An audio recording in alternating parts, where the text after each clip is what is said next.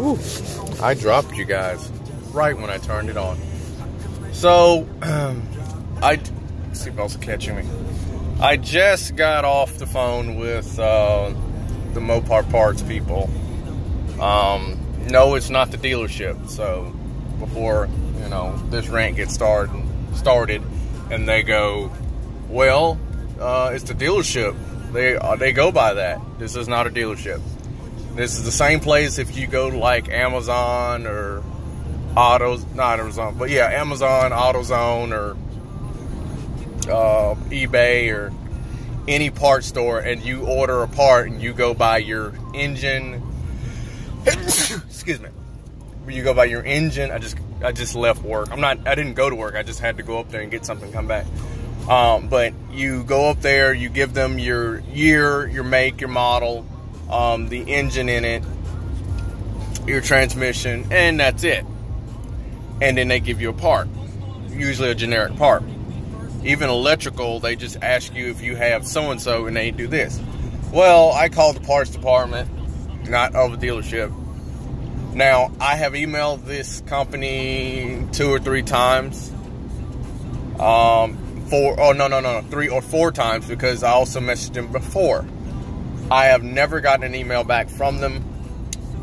I called 5 or 6 times. I just randomly decided to call on the 6th time today. And, well, what ended up happening, they picked up after 2 rings, which was like amazing, because I could literally sit there and ring for 15, 20 times and they'd never pick up. Well, they pick up, and the very first thing I tell them is that I need a wire harness for the dash, and it is, what did I tell them? I said it was a wire harness I needed for the dash, and that I looked on their site, and there's 2 for the same wire, the same part numbers for the same one. Now, there's a reason why I want the part number. Clearly, there's a reason. If someone usually calls up a parts place and they want to order via part number and not by their make and model and year, there's usually a reason. It's probably because they need that specific part. Well, I get on there and said, do you have the last 8 of your VIN? It's like, yeah, but, I figured he was going to use the last 8 of the VIN to determine whether or not the part number would work on my truck. That way I would know, okay, it doesn't matter if I order this or not, it wouldn't work on my truck, no way. So I decided the reason I know this, it's got to be the harness that's bad, not the actual, it not being a correct harness, is that this harness worked fine for 2 months. And then after vibrations and everything, it all of a sudden, it decides to, when periodically, every so often I start the truck, it'll show CAN system failure, but it's stored. But after that, there's no other issues with the truck at all. Like the airbag module will come on because it's lost communication. After the system checks itself again, there is no fault. Everything's hunky-dory. So it just needs it actually needs a new harness instead of a used harness, which I'm going to get. Well, he tells, I give him the last 8 of my VIN. No, he did not use it to check to see if that VIN number if that VIN number would match if that part number would go on that truck. Which usually you don't even need the part number, the VIN number for that. You just use the make, model, and year, and that's what you use, not the actual VIN number. Well, there are exceptions to that rule, but not in my case because I have a base model. Well, here's the thing. By the way, I've also checked into this. The wire harness has the same pinouts, whether it's an ST or the SLT. I have the SLT body harness, so it only makes sense that I would get an SLT dash harness. Well, he gives me how long it would take to get it, and that something else, that didn't mean jack diddly squat to me, because again, I don't care. I need the part number. I'm going by that. So at the end of the conversation, he asked me, do you know the part number, to confirm? So I give him the part number, 682-07235, AC. He said, nope, that's not the part number. I said, I know that's not the part number on the truck because I don't have the original part number. I have a different wire harness that I need the part for. He said the one that you have has part number 682 something something AB. I'm like, yes, that is the part number that goes on the truck. I need the one that's in my truck at this very moment, that is running my truck properly at this very second, which is the one in the truck that I have the picture of that has the part number 6820735 AC. So, okay, let me get this straight. I need that particular one. It's on your site. It is available. I know how long it's going to take. You have 2 of them on your site. I need to know which one is on the site that I need to buy. I don't even know why. You know, thinking back on it, I don't even know why I even called to ask.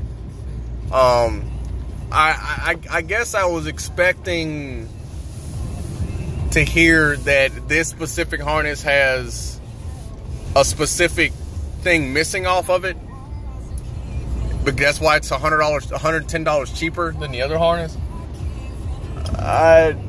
No. Literally all I got out of him was, it's the more expensive one.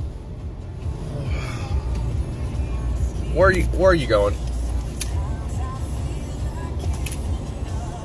This is a one-way road. This is a one-way road.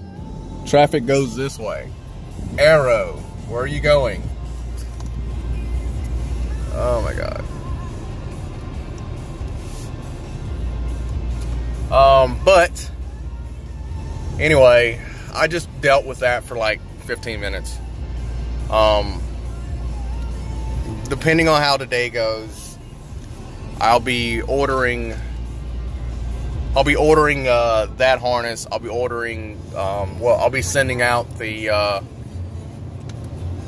something else. I can't remember what it is. I got to send out for something else. Either the radio or the push to start. I don't know.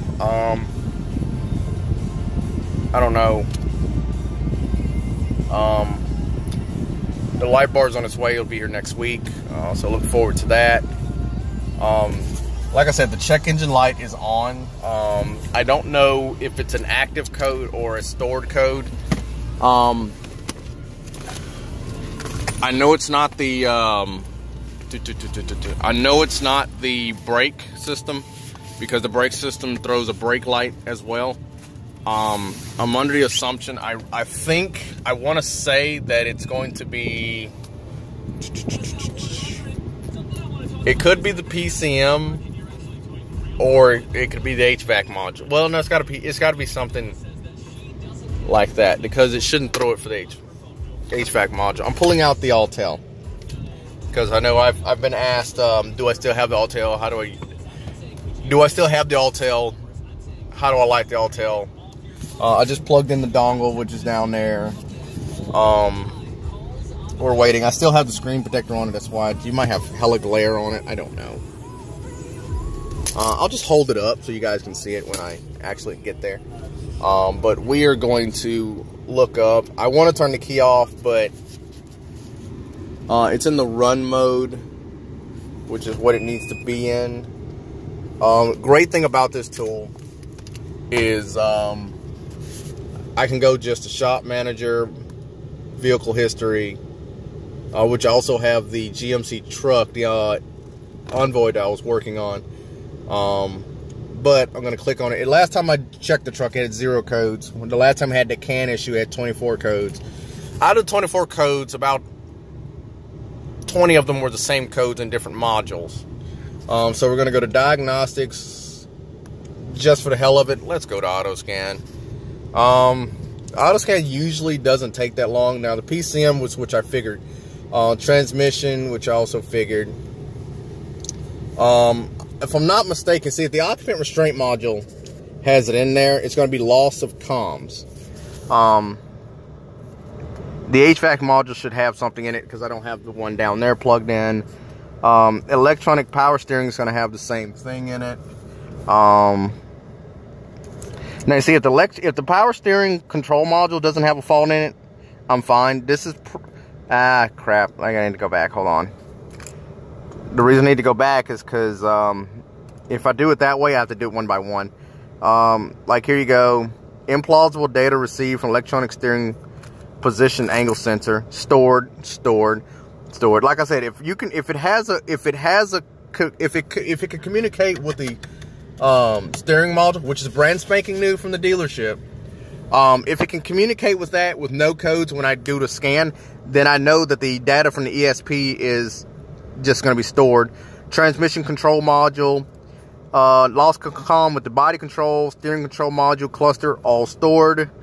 Stored CAN bus, stored switch, stored seat buckle. Is that from the occupant restraint module? Yeah. Occupant restraint module says implausible data from the park and reverse, neutral, drive, and low. I don't even think I have a low.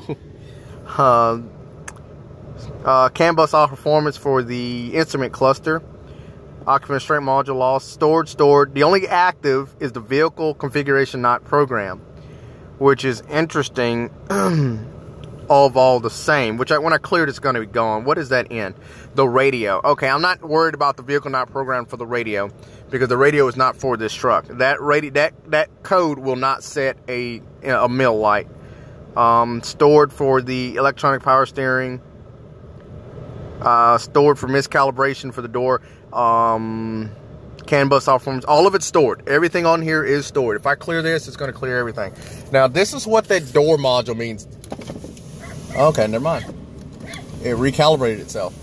Normally, when you push these, they don't auto-calibrate.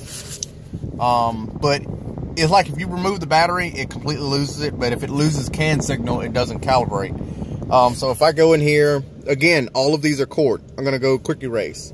I don't know how long this video is going to be, because I know that you guys are going to want to see this. Now, here's the thing when resetting codes.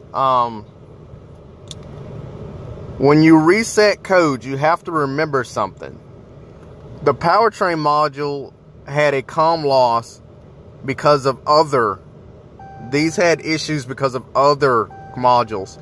So when you erase these, some modules need to be cleared before other modules will even clear their code. Again, this scan tool for quick erasing does not clear stored codes. So if I go back into this and click powertrain control or transmission, which I will do, I will report this. Well, how long is this? We're at 13 minutes now. So I will, after this all finishes, now the HVAC module is going to keep one in it. And that's, oh no, it didn't. Oh my God, it didn't do it. I also noticed since I've unplugged this one down here in the bottom, I have not had the HVAC module calibrate randomly. It doesn't calibrate randomly no more. So, who knows?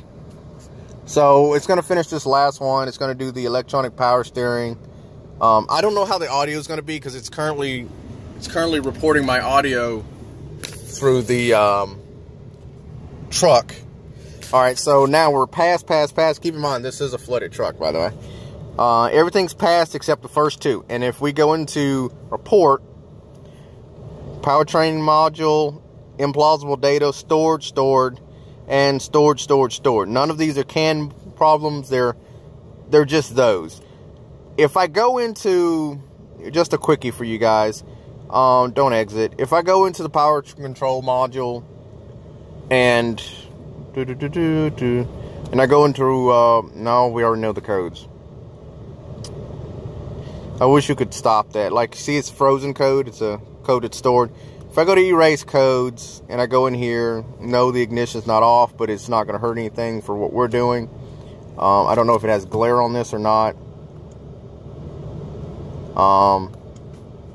It just said the ECU has not performed what it needs to clear these codes. So these stored codes are frozen codes. And this goes back to that video I was talking about where the truck will not, some scan tools will not clear stored codes. and that is a stored code, so it will not clear it. The computer needs to go through. It's like doing a readiness monitor. You clear a code, the readiness monitor will not clear. It will stay in fault until it goes through and does its actual monitoring, which is exactly. So if I don't drive the truck anymore today from going to work, when I turn the truck off and turn it back on and do a short drive and it doesn't act up, it's going to clear itself. The check engine light's going to be gone and everything else. We're going to look back and see what I can get done today, so I can see if I can order those parts, and look forward to the light bar. It's a definite coming. I still don't know yet if I'm going to get the push to start or the radio. I don't know, but keep in touch because we will find out together. Peace.